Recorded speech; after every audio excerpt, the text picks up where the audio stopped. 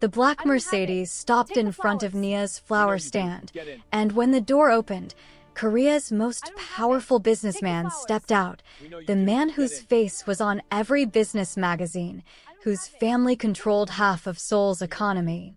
He walked past Nia like she didn't exist, stopped in front of the homeless woman in the tattered black coat she'd been feeding for 3 days, and bowed so low his forehead nearly touched the ground.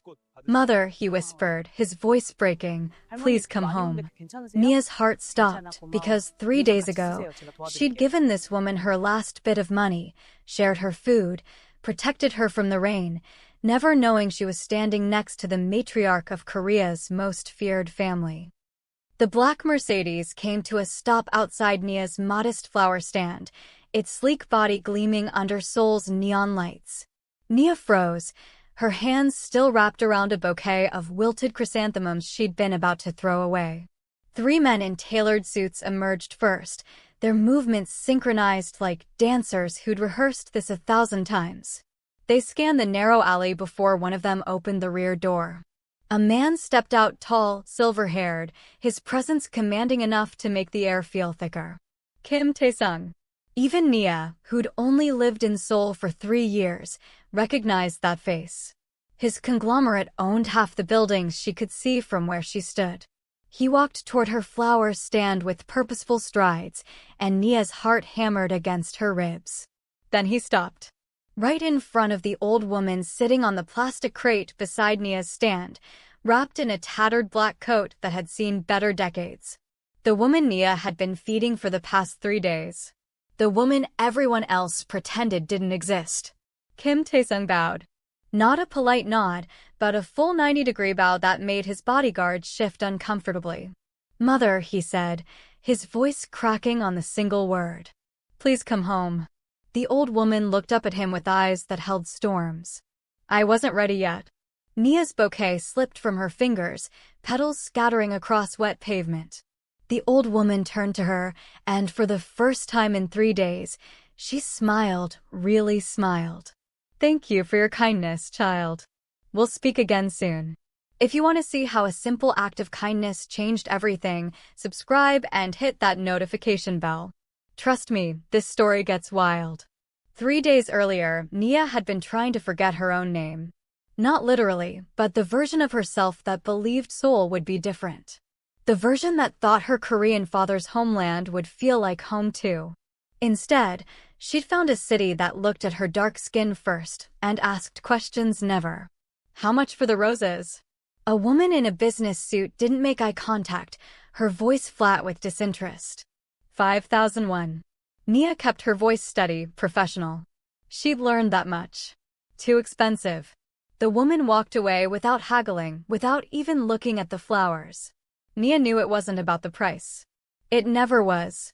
The evening crowd thickened as office workers flooded the streets, but they flowed around her stand like water around a stone. Invisible. That's what 3 years in Seoul had taught her, how to be invisible in a crowd of people who looked nothing like her and everything like half of her. "Still here." The voice made her jump. June stood there with his gentle smile, hands in the pockets of his worn jacket. He came by every evening, always buying a single flower he clearly didn't need. Tonight it was a white lily. "Still here." Nia wrapped the flower carefully, aware of how her hands trembled slightly when he was near. "You know, you're going to run out of vases eventually. I'll buy more vases." His eyes crinkled at the corners. "Besides, someone needs to appreciate your work." "My work?" Nia laughed, bitter and too loud. "These are just flowers someone else grew. I just sell them. You arrange them." June pointed to the bucket where she'd clustered pink carnations with white baby's breath. "You make them beautiful. That's not just selling." Something warm unfurled in Nia's chest, dangerous and hopeful. She handed him the wrapped lily, their fingers brushing for a moment too long. "Nia." His voice dropped lower. "Would you?" "Hey." A drunk man stumbled into her stand, knocking over a bucket. Water and flowers spilled across the pavement. "Watch where you put this garbage." June moved faster than Nia had ever seen him move, positioning himself between her and the drunk man. His posture changed, straighter, harder, nothing gentle about it. Apologize to her. Not a request. The drunk man took one look at June's face and mumbled something before stumbling away. June's shoulders relaxed, and he turned back to Nia, gentle again. You didn't have to do that. Nia knelt to gather the scattered flowers. Yes, I did. June knelt beside her, helping. You deserve respect.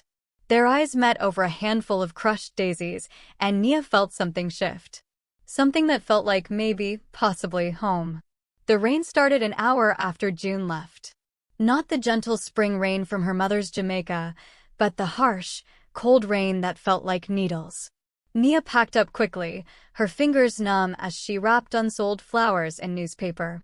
That's when she saw her. An old woman in black, sitting against the wall of the closed convenience store. She wasn't asking for money or food.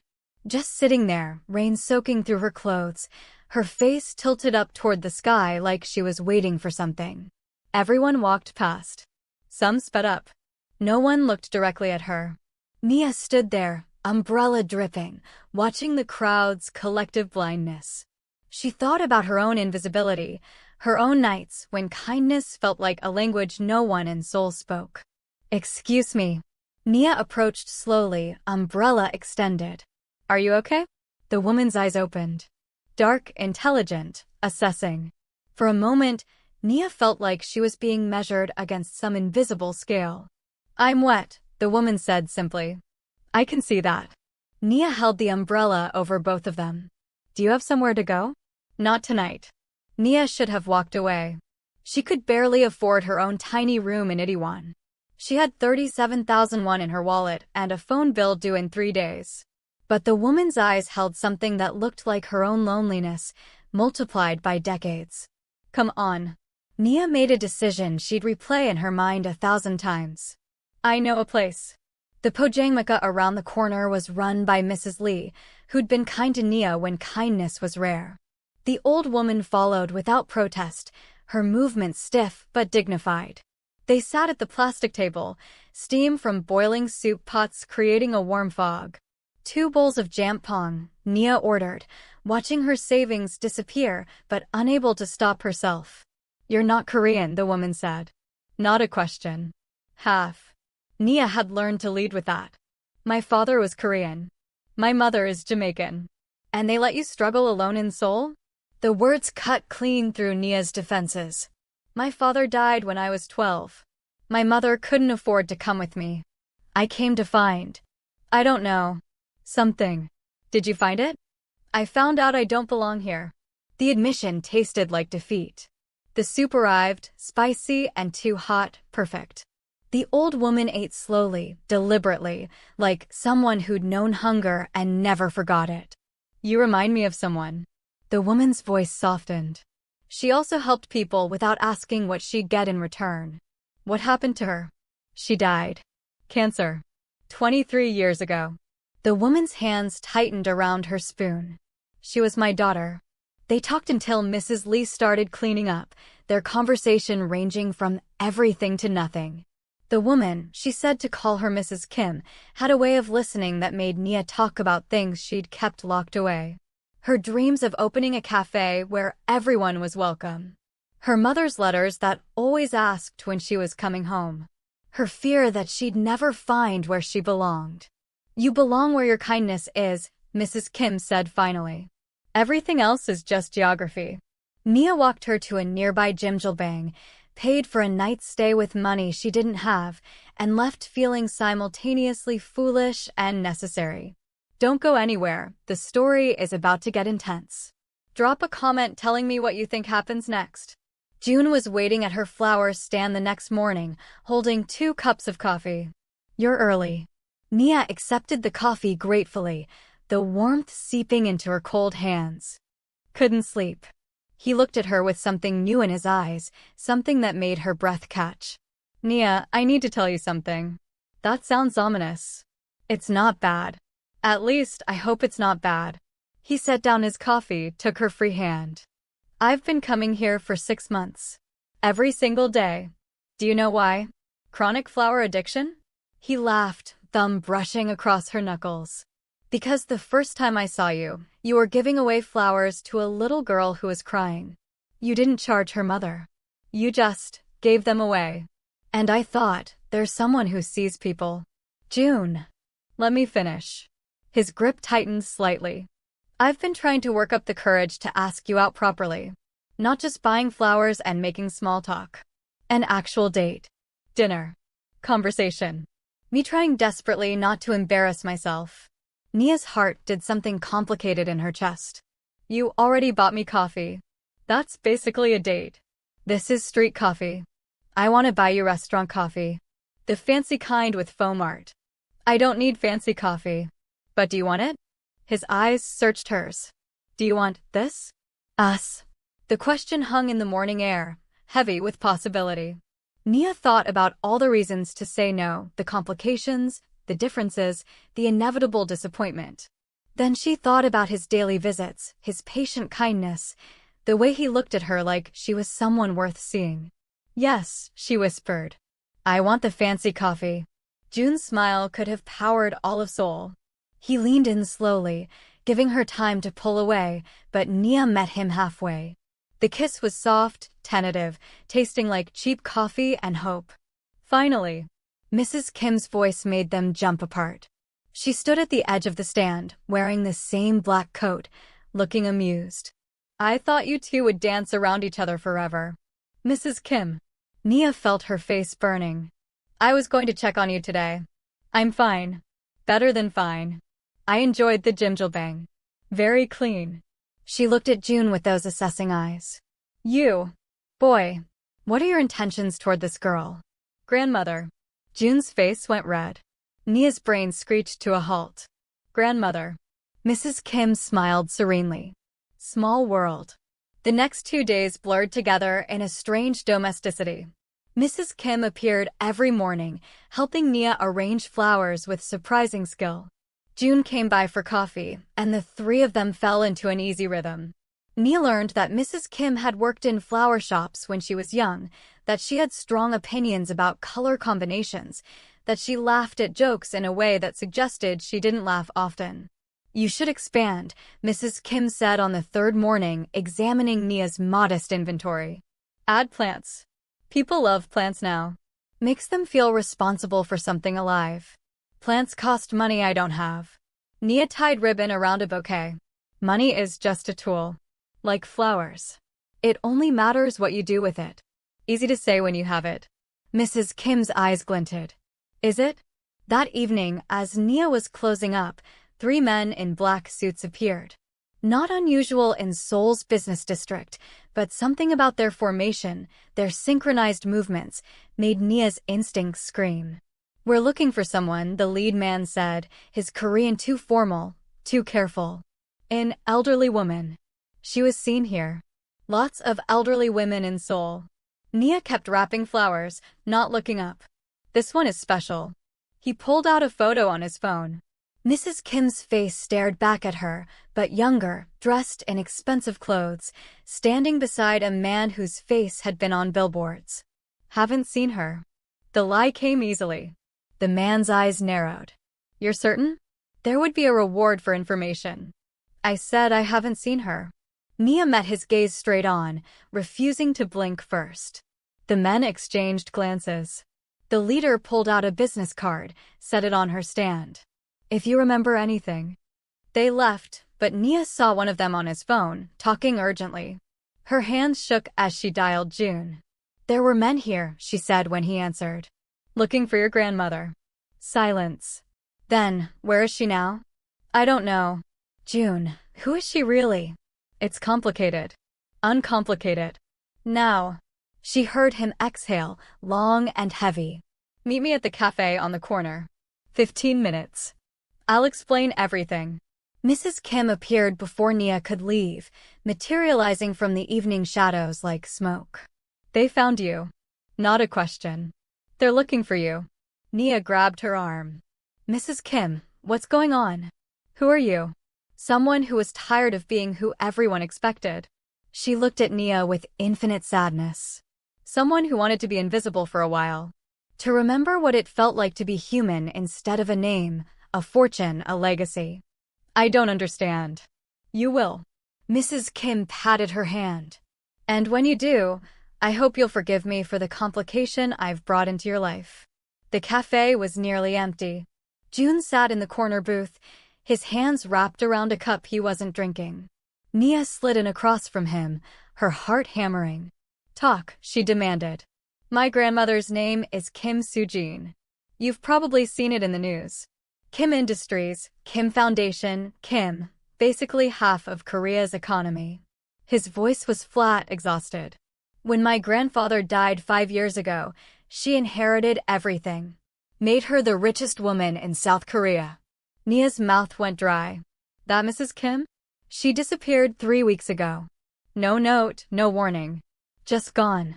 The family's been searching everywhere, keeping it quiet to avoid stock panic. I've been searching too, every day after visiting your stand. He finally met her eyes. I had no idea she was right there. Why would she do that? Because she's been suffocating. June's voice cracked. Because everyone wants something from her. Her money, her influence, her name. No one just wants her.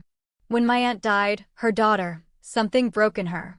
She's been going through the motions ever since, running the company, making appearances, being the matriarch everyone expects. So she ran away to be homeless? To be anonymous. To be treated like a person instead of a bank account. He reached across the table, caught her hand. Nia, she stayed near your stand because of you.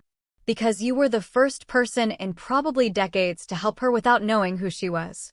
The weight of that settled on Nia like snow, cold and heavy. What happens now? She whispered. Now she goes back. The family needs her. The company needs her. His grip tightened. But I need to tell you something else. Something I should have told you before. Nia's stomach dropped. What? I'm her grandson. Kim June. Not just June. I'm vice president of Kim Industries. I've been lying to you about who I am for 6 months. The betrayal hit like a physical blow. Nia yanked her hand back. You've been lying to me? I wanted you to know me. Just me. Not my name or my family or my bank account. His eyes pleaded with her. Everything else was real, Nia. My feelings, my visits, everything. I just didn't tell you who my family was. Because you thought I'd want your money? The words came out sharp, angry. No, because everyone wants something once they know. They change. They see opportunity instead of a person. He leaned forward desperately. You were the first person in my life who didn't want anything from me. Do you know how rare that is? How precious.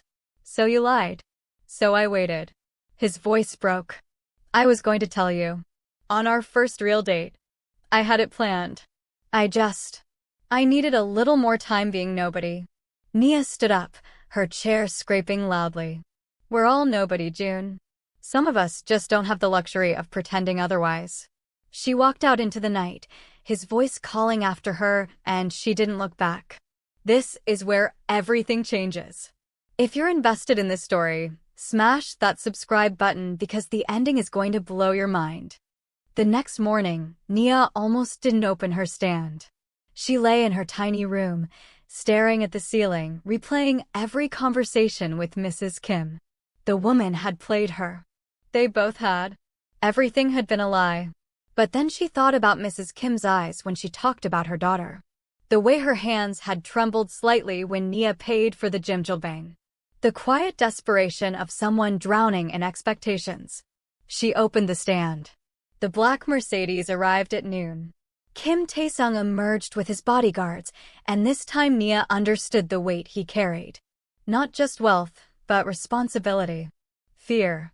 Love for a mother who'd disappeared. Is she with you? He asked without preamble. No. Do you know where she is? No. Nia met his eyes. But I know she's okay. She's safe. How can you be certain? Because she told me she needed to remember something. And I think she remembered it. Nia took a breath. She'll come back when she's ready. You can't force her. She's not well. She needs her medication, her doctors. She needs to remember she's human. The words came out harder than Nia intended. Everyone treats her like a queen, a bank, a legacy. Has anyone just treated her like a person? like someone who might be tired or scared or lonely. Kim Tae-sung's face crumpled for just a moment before he caught himself. She's my mother. Then trust her. Nia softened. She raised you, ran a company, survived losing her daughter. Give her credit for knowing what she needs. He studied her for a long moment. You're the flower girl. The one June talks about constantly. Nia's heart twisted. I don't want to discuss June. He told me what he did. The lying. Kim Tae-sung's voice was heavy with disapproval. It was foolish. But understand, June has had women fake pregnancies, stage accidents, manufacture illnesses to get close to our family. He learned to be suspicious. You were the first person he trusted in years, and he got scared. That's not my problem to fix. No, he agreed. But it might be worth understanding. That evening, Mrs. Kim came to the stand alone. She wore the same tattered coat, but something had changed. Her posture, maybe. Or the way she held her head. You're going back, Nia said. Tomorrow. Mrs. Kim picked up a white rose, examined it carefully. I needed these days. To remember who I was before all the rest. To remember that kindness still exists in the world. You used me. Yes. No denial, no excuse. I'm sorry for that. But everything I said to you is true. You do belong where your kindness is. You should open that cafe. You will find your home. With what money? The bitterness leaked through. Mrs. Kim smiled, sad and knowing. Money is just a tool, remember? It only matters what you do with it. She left an envelope on the stand and walked away into the evening crowd. Nia didn't open it until she was home. Inside was a cashier's check for 50 million won and a handwritten note. For the cafe where everyone belongs. Where you'll serve fancy coffee with foam art. Where an old woman might stop by sometimes, just to remember what it feels like to be seen. With gratitude and love, Kim Soo-jin. Nia cried until her throat hurt. 2 weeks later, the small cafe on the corner opened quietly. No grand ceremony, no press release. Just Nia, standing behind a counter that still smelled like fresh paint, arranging flowers in mismatched vases, making sure every chair was perfectly placed. The sign above the door read "Invisible" in both Korean and English. Mrs. Kim came on opening day, dressed in her tattered black coat despite the warm weather, looking every bit the homeless woman she'd pretended to be. She ordered a basic coffee, no foam art, and sat in the corner, reading a newspaper. Customers trickled in throughout the day. Some did double takes at Nia's dark skin, but they stayed. The coffee was good. The flowers were beautiful. The atmosphere felt like belonging. June appeared at closing time, hesitant in the doorway like he wasn't sure he'd be welcome. Hi, he said. Hi. Nia kept wiping down tables. The cafe looks amazing. Thanks. Nia. He stepped inside, closed the door behind him. I know I messed up. I know I hurt you by not being honest. I'm not asking for forgiveness. I'm just asking for a chance to do better. Why should I give you that chance? Because I fell in love with you. The words were simple, devastating. Because every morning for 6 months, seeing you was the best part of my day. Because you make me want to be better than the person my name says I should be. Nia finally looked at him. Really looked. Saw the dark circles under his eyes, the way his hands shook slightly, the raw honesty in his face. I fell in love with you too, she admitted. That's why it hurt so much. Not the lying about your family. The lying to me. Making me feel like everything was a performance. It wasn't. He crossed to her, slowly, giving her space to step back. She didn't. The performances are at board meetings, charity galas, family dinners. With you, I got to be real. That's what I was trying to protect. Not the lie. The truth. That's a very poetic way of saying you're an idiot. I'm an idiot in love. He smiled hopefully. Is there a redemption path for idiots in love? Nia considered. Outside the cafe window, Seoul pulsed with its usual chaos. Inside, surrounded by flowers and the smell of coffee, she felt something she hadn't felt in 3 years. Home. One condition, she said. Anything. No more lies. Not about family, not about feelings, not even little ones. If we do this, we do it honestly. I can do that. He reached for her hand, cautious. I want to do that. Then you can stay. She squeezed his fingers. But you're working the late shift. I need someone to clean the espresso machine. His laugh was bright with relief. Whatever you need. Mrs. Kim appeared at the door, tapping on the glass. Nia let her in, and the three of them stood in the quiet cafe, an unlikely family bound by kindness and coffee and second chances. I'm proud of you, Mrs. Kim said to Nia. You created something beautiful. We all did. Nia looked around her cafe, at the flowers she'd arranged, at June organizing cups behind the counter, at Mrs. Kim looking more peaceful than she'd probably felt in years. We all helped each other become more human. 6 months later, Invisible had become a Seoul landmark. Not because of its famous silent investor or its connection to the Kim family, those facts had leaked eventually, but because it felt like a place where everyone belonged. Nia had hired 2 other Afro-Korean women, both struggling to find acceptance. The cafe hosted open mic nights, language exchanges, support groups. Mrs. Kim came every Tuesday, always in her black coat, always ordering basic coffee. Customers recognized her now, but they'd learned to give her space. She was just another regular, which was exactly what she wanted. June had moved into the apartment above the cafe. He still worked at Kim Industries, but he'd cut back his hours, focusing on the company's charitable foundations. He made coffee art that never quite looked like what he intended, and Nia loved him more for trying. One Tuesday evening, as Nia was closing up, a young homeless woman appeared at the door. She looked lost, scared, alone in a city that didn't see her. Nia recognized that look. She'd worn it herself. Come in, she called. I'm making coffee. Do you drink coffee? The woman nodded hesitantly. Good. Nia smiled, already reaching for a clean mug. I'll make you something fancy. With foam art. And I know a place you can stay tonight if you need it. Behind the counter, Mrs. Kim smiled into her newspaper. June squeezed Nia's shoulder gently as he passed, carrying fresh flowers for tomorrow's arrangements. The circle of kindness continued, invisible threads connecting strangers into family, one cup of coffee at a time. If this story touched your heart, show some love with a like and subscribe. Drop a comment telling me about a time a stranger's kindness changed your life. Let's spread some positivity together.